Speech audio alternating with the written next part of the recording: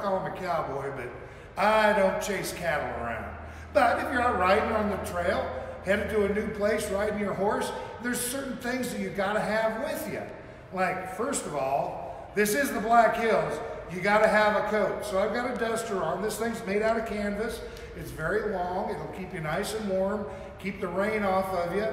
They also had rubberized slickers that they would wear. But it's a little bit hot wearing one of those around the summer.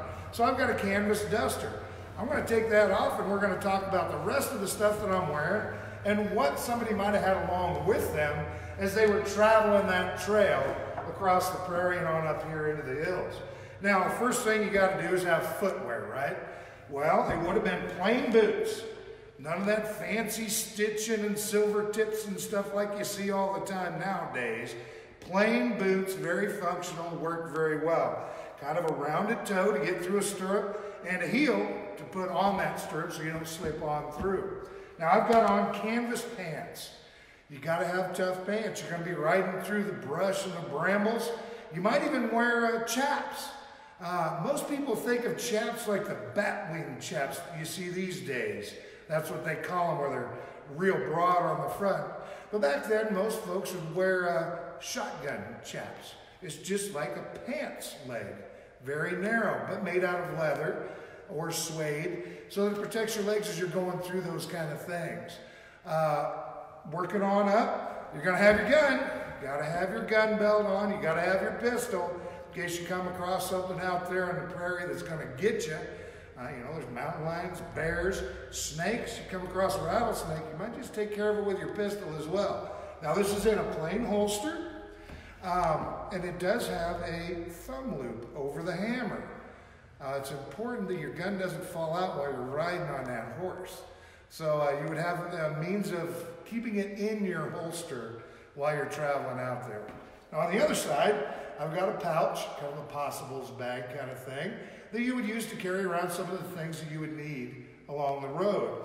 And in mine, mine's pretty simple. I keep a screwdriver. It's a modern screwdriver, but I keep a screwdriver in case I got to work on the old pistol. And I got a pack of chewing gum. Now, is that authentic or not? Well, the packaging isn't, but they had chewing gum all the way back in 1848. You always see a cowboy with a big old chaw or a cigar or what have you. I think they spend a lot more time with the chewing gum. I'd like to think so anyway. Now, most of them fellas would wear a vest. And you'll notice there's 4 pockets in this thing. Unlike what we wear nowadays, maybe has 2 or none, but you had to have access to the things that you needed as you were going along. And you couldn't keep them in your pants pockets if you had pants pockets. You're sitting in a saddle. You can't get anything out of there, and you got your gun belt on anyway. So you would carry everything that you needed in your vest. Well, it's a great place to put your pocket watch if you want to keep track of time. However, most folks didn't.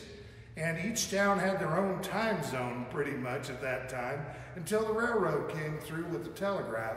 Then they kind of standardized so you knew when that train was going to show up if you were going to take a ride on it. But if you had a pocket watch, which was pretty fancy for the time, you keep it in there. If you're going across the trail, it gets kind of boring sometimes, so you might want a musical instrument or a harmonica. You know, I'm not too good at either one of these. So you'd have those things along with you, sitting around the campfire at night, make a little bit of noise, entertain yourselves. You might have your glasses.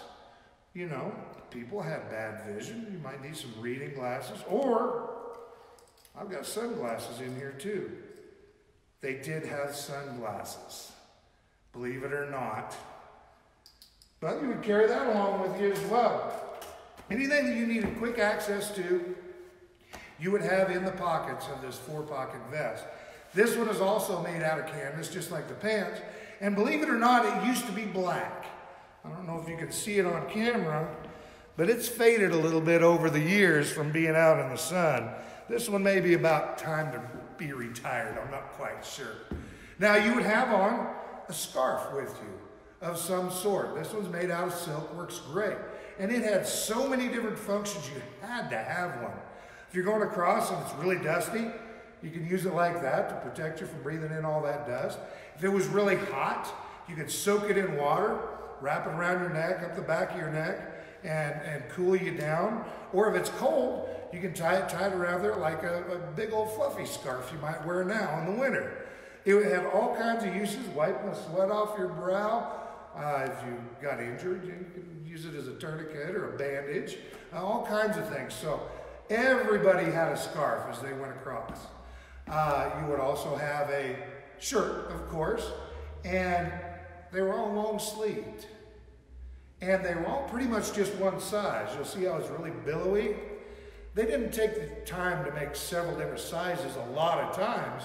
So you would buy a shirt, and it might be a little big on you, but it covered you up. And that's why you would see sometimes people would wear garter belts around their arms, those elastic garters, and it'd hold their sleeves up because the sleeves were one size fits all. And if you didn't have a shirt on and a vest on like this, you were considered to be improper. You were indecent if you weren't covered completely. Even just in your shirt without a vest, it might be considered indecent. Now, I had those big heavy canvas pants on. You gotta have your suspenders. Gotta have your suspenders on or you're gonna lose them. And they hook on with buttons. They don't clamp on there like modern ones as well. And last but not least, you gotta have a hat to protect you from the sun. And this particular one is a little worse for wear, but I absolutely love it. And it's got a stampede string on it. Keeps it on your head in the wind. You gotta have it as you're traveling across the prairie. And this particular one works very well. I use it all the time when it gets windy here in the summers, out here in the hills. Now, if you're a little bit fancier, you might have a collar for when you get into town. You'll notice this shirt, and then I throw it on the floor. You'll notice this shirt has a button in it, or not a button, but a stud to hold the collar together. You could also have an add-on collar that goes right around, uses that same stud, makes you look a little fancier when you get into town. It's got a button in the back, buttons in there, and it's just pretty fancy. Not a lot of fellas would have these, but maybe once they get into town and they're planning on going out and about. So this is kind of an example of what somebody might have been wearing as they're traveling on horseback, gunslinger, cowboy, whatever you want to call them, as they were on their way out here to the hills. And we're going to be doing this as a series. Next week, I think we're going to talk about the firearms of that particular era, the gold rush era of Deadwood, as people were coming into the town. We'll be doing this series all summer long. We're going to start in the spring, middle of March on the weekends. We'll talk about the clothing and the firearms of a particular era each day. So, if you have more questions about this, want to know more about it, you can check out our website at deadwoodalive.com. You can also check out the Chamber's website, deadwood.com, outlawsquare.com, and deadwoodhistory.com. All kinds of great information there. Tell you about what's going on, what we've got in store for you this summer. And check all of those things out. Come and see us and be looking for us, and we'll be out there looking for you.